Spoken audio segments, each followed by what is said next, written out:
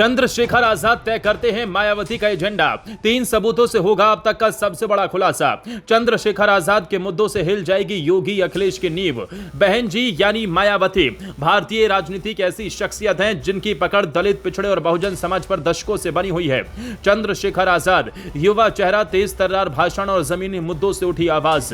दोनों ही एक ही समाज की बात करते हैं, लेकिन दोनों की राहें अलग अलग हैं। बावजूद इसके हर बार जब चंद्रशेखर आजाद कोई मुद्दा उठाते हैं, कुछ दिनों के भीतर वही मुद्दा बहन जी भी उठा देती हैं। यह सिलसिला अब इतना साफ दिखने लगा है कि सोशल मीडिया से लेकर राजनीतिक गलियारों तक में चर्चा गर्म है। क्या मायावती चंद्रशेखर आजाद के मुद्दे कॉपी कर रही हैं या फिर यह रणनीति के तहत हो रहा है? मायावती ने कभी खुलकर यह नहीं कहा कि वो चंद्रशेखर आजाद की सोच या एजेंडे को फॉलो करती हैं, लेकिन चंद्रशेखर आजाद का रुख अलग है।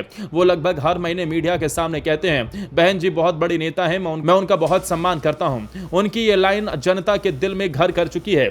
ऐसा लगता है मानो चंद्रशेखर आजाद अपनी राजनीतिक लड़ाई को भी बहन जी के सम्मान के साथ जोड़ते हैं। अब सवाल उठता है, क्या मायावती भी ये सब महसूस करती हैं? क्या वो जानबूझकर या अनजाने में चंद्रशेखर आजाद के एजेंडे को आगे बढ़ा रही हैं, या फिर ये सब महज संयोग है? हमारे पास सबूत है। सबूत नंबर 1, 31 अगस्त को कानपुर के बुद्धा पार्क में शिवालय निर्माण के मामले में चंद्रशेखर आजाद ने सीएम योगी आदित्यनाथ को पत्र लिखा। इस पत्र में उन्होंने यह मुद्दा बड़ा बताया और बहुजन समाज के धार्मिक स्थलों की सुरक्षा को लेकर सवाल उठाए। 3 सितंबर को मायावती ने भी इसी मुद्दे पर ट्वीट किया और सरकार द्वारा फैसले को बदलने पर धन्यवाद दिया। सबूत नंबर 2, हाईकोर्ट के एक अहम फैसले में 4 मेडिकल कॉलेजों में आरक्षण से जुड़ा मामला सामने आया। 5 सितंबर को चंद्रशेखर आजाद ने इस मुद्दे को उठाया, इसे बहुजन समाज के हितों से जोड़ा। 8 सितंबर को मायावती ने भी वही मुद्दा उठाया, बयान दिया और सरकार से बहुजन समाज के हितों की रक्षा की मांग की। सबूत नंबर 3, मुरादाबाद के गौतम बुद्ध पार्क में अवैध निर्माण को लेकर 7 सितंबर को चंद्रशेखर आजाद ने आवाज उठाई।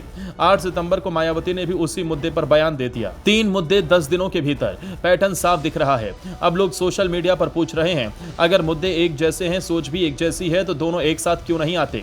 9 अक्टूबर को लखनऊ में होने वाली बहुजन महासभा में दोनों मिलकर तूफान क्यों नहीं खड़ा करते?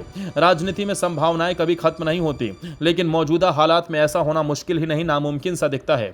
क्यों? क्योंकि राजनीति सिर्फ विचारों की नहीं, रणनीति और ताकतों की भी होती है। कई ऐसी अदृश्य शक्तियां हैं जो चाहती हैं कि मायावती और चंद्रशेखर आजाद कभी ना मिले। ये ताकतें चाहती हैं कि बहुजन समाज की आवाज बिखरी रहे। फिर भी चंद्रशेखर आजाद कई बार खुले मंच से बहन जी से मिलने की इच्छा जता चुके हैं। उन्होंने हमेशा उन्हें अपनी सबसे बड़ी नेता बताया, लेकिन वो शक्तियां उन्हें साथ आने नहीं देती। मायावती के करीबी लोग कहते हैं, बहन जी राजनीति नहीं, मिशन में सक्रिय रहती हैं। यही वजह है कि जब लोग उन्हें निष्क्रिय करते हैं, वो मुस्कुरा देती हैं। उन्हें लगता है कि बहुजन मिशन राजनीति से ऊपर है।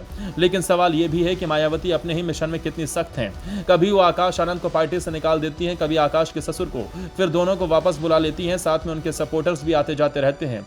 क्या ये निर्णय बहुजन मिशन को डेंट नहीं देते? क्या ये संदेश नहीं जाता कि पार्टी के भीतर सब कुछ स्थिर नहीं है? दूसरी ओर चंद्रशेखर आजाद लगातार मैदान में है, गांव-गांव जाकर मुद्दे उठाते हैं, नई पीढ़ी को जोड़ते हैं, उनका भाषण सोशल मीडिया पर वायरल होता है। ऐसे में मायावती अगर चंद्रशेखर के मुद्दों को कुछ दिनों बाद उठाती हैं, तो लोग ये सोचने लगते हैं कि बहन जी पीछे क्यों चल रही हैं? राजनीति में आप पीछे नहीं चल सकते, आपको दूसरों से 4 कदम आगे रहना होता है। मायावती अपनी सक्रिय राजनीति के लिए जानी जाती थी। आज वो जिस भी मुद्दे को बोलती हैं, वो खबर बनती है। लेकिन अब ये पैटर्न उनकी छवि को सवालों के घेरे में रख रहा है। क्या उनके सलाहकार चंद्रशेखर आजाद के मुद्दों को उधार लेकर बहन जी को दे रहे हैं? क्या यह रणनीति है कि चंद्रशेखर आजाद पहले मुद्दा उठाएं, फिर बहन जी उसे बड़ा बनाएं, या फिर सचमुच दोनों के मुद्दे एक जैसे हैं, क्योंकि दोनों बहुजन समाज की ही बात करते हैं? कारण चाहे जो भी हो, राजनीति में सिंक्रोनाइज होने का मतलब ही है कि आप खुद को आगे रखने का रास्ता बनाएं, वरना संदेश यही जाता है कि आप कॉपी कर रहे हैं। बहन जी और चंद्रशेखर आजाद दोनों ही जानते हैं कि एक साथ आने से समाज को ताकत मिल सकती है, लेकिन यह भी सच है कि दोनों के समर्थक अलग अलग सोच रखते हैं। दोनों के संगठन अलग हैं, दोनों की राजनीतिक जमीन अलग है। फिर भी सवाल वही, क्या मायावती अनजाने में चंद्रशेखर आजाद के एजेंडे को आगे बढ़ा रही हैं, या फिर वो मन ही मन चाहती हैं कि चंद्रशेखर आजाद आगे बढ़ें, लेकिन वो खुद एक मार्गदर्शक की भूमिका में रहें? ये सब अभी सिर्फ अटकलें हैं, लेकिन जो सबूत हैं वो साफ दिखाते हैं। चंद्रशेखर आजाद मुद्दा उठाते हैं, फिर मायावती वही मुद्दा उठाती हैं। राजनीति में संयोग कम होते हैं, रणनीतियां ज्यादा। हो सकता है ये भी एक रणनीति हो। उत्तर प्रदेश की राजनीति में बहुजन समाज की आवाज हमेशा निर्णायक रही। मायावती उस आवाज की सबसे बड़ी नेता है, चंद्रशेखर आजाद उस आवाज का नया चेहरा है। दोनों की राहें भले अलग हों, लेकिन मुद्दे एक जैसे हैं। क्या ये संयोग है या संकेत? क्या आने वाले महीनों में बहुजन राजनीति का नया अध्याय लिखा जाएगा? फिलहाल तो इतना तय है, चंद्रशेखर आजाद और मायावती के रिश्तों में जितनी दूरी दिखती है, मुद्दों में उतनी ही नजदीकी भी। और यही नजदीकी आने वाले चुनावी मौसम में उत्तर प्रदेश की सियासत का सबसे बड़ा सवाल बनेगी।